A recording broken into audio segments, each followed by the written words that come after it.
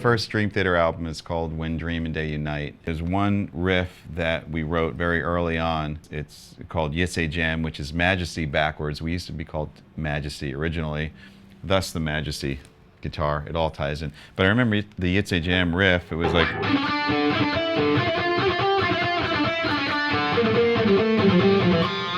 And the funny thing, that's like a John Mayung riff. And the way that we would write is we'd tie things together, and then the next guy would have a riff, and it would kind of turn into a song. So I remember adding in... and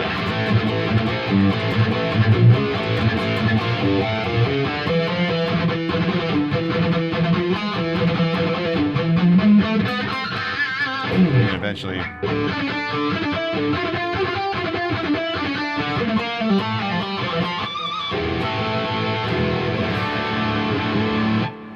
So is there a quintessential John Petrucci riff? Well, we have a lot of albums and I wrote a lot of riffs, but there's one that kind of stylistically sums up how I like to riff on the guitar. It's kind of a combination of the influence of Metallica and the sort of chunky chugging down on the low E and playing some harmony with two-note chords. So in Pull Me Under, there's a good example of that, right?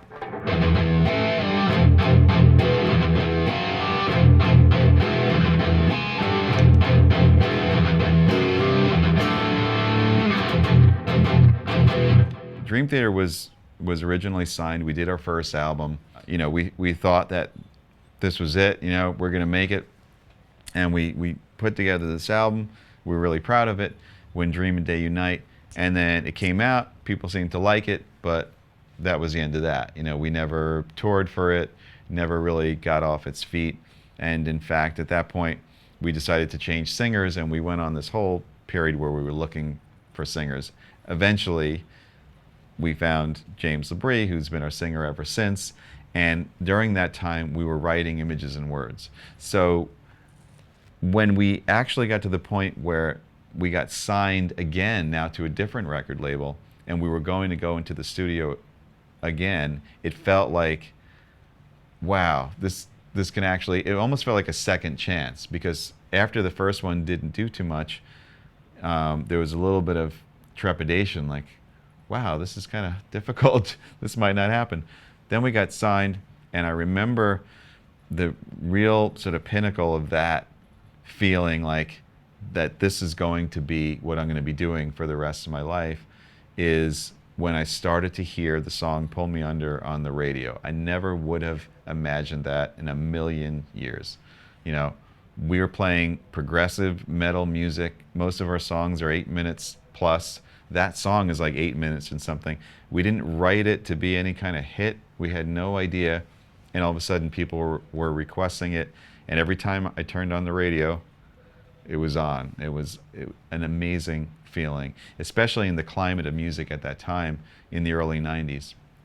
You know, when Nirvana and Pearl Jam and all that stuff was real big. Ours kind of stuck out like something very different. And yeah, that was a pretty amazing feeling.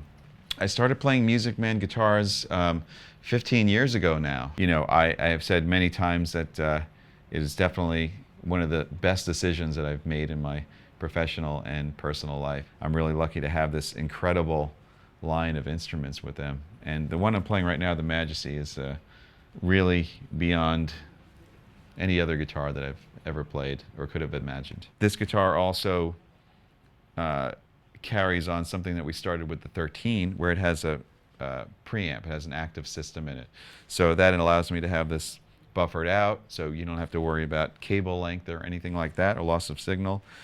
It also enabled us to have the ability to put a volume boost on the volume control. So if you tap it, and when you see it come out, that means you have up to 20 dB of boost, and that's something you can control on the back.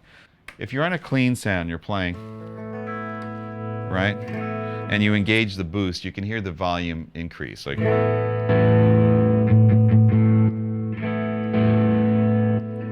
I generally wouldn't use it that way. I mean, some people might be playing clean, then they actually want the volume to jump, which is one way you can use it. What I would do is I would use it sort of in place of a boost pedal or an overdrive pedal or something like that. Because basically what it's going to do is it's going to give you increased amount of input into the front of the amp, which is going to in turn give you more sustain and more gain. So if I was playing along and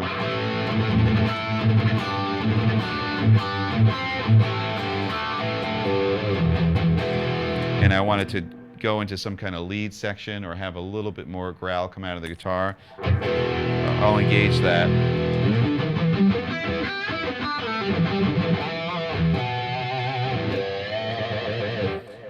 And the cool thing is, which was really important for me, you don't hear the tone change. So sometimes when you have a pedal that you're engaging for a lead or something like that, you hear a tonal change. This just gives you clean boosts of more volume into the front of the amp. And it's amazing. I mean, it's amazing for, the guitar already has an incredible amount of sustain. But if you want even more,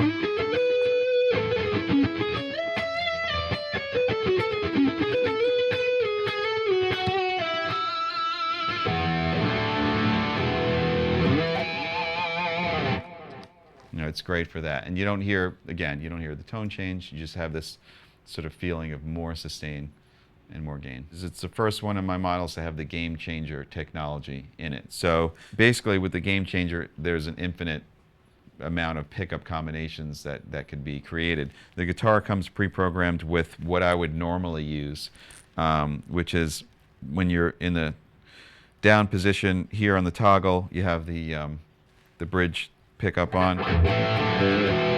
In the middle is both pickups, which you can actually tap by pressing the tone control, and that'll give you more of sort of a crystally kind of scooped clean sound, right?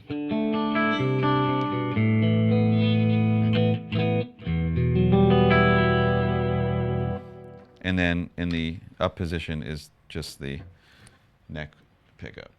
Right? So I use that primarily for doing sort of melodic lead playing.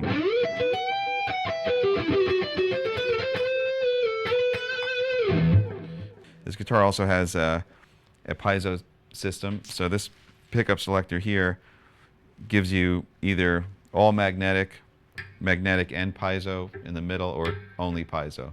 And that volume is controlled here. So the difference between magnetic and piezo is the magnetic sound is coming from the pickups, and that's the more traditional sound of the guitar through an amp. So you can use it for clean, you can use it for dirty sounds, and it kind of does a lot of different things depending on what pickup you're on. However, the piezo comes from the saddles, and what it's going to do is sort of pick up just the acoustic sound of the guitar. So in other words, if let's say the volume was off and you're just sort of strumming along, that sound vibrating in the saddles there is what the piezo brings out. So what I use it for is to emulate an acoustic sound. In fact, I use it in place of an acoustic live, because all I have to do is just switch this control up, and then all of a sudden, well, I have distortion, so let's shut that off. All of a sudden, you have an acoustic sound. That's it.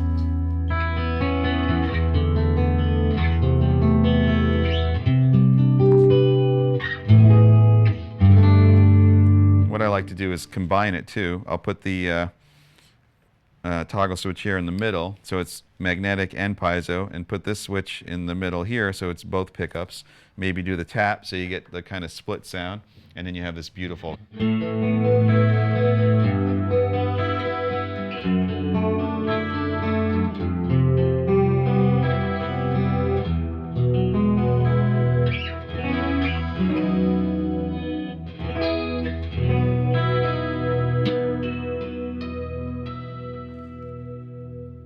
As far as what it feels like to play music for me, it feels like communicating. It feels like having a conversation.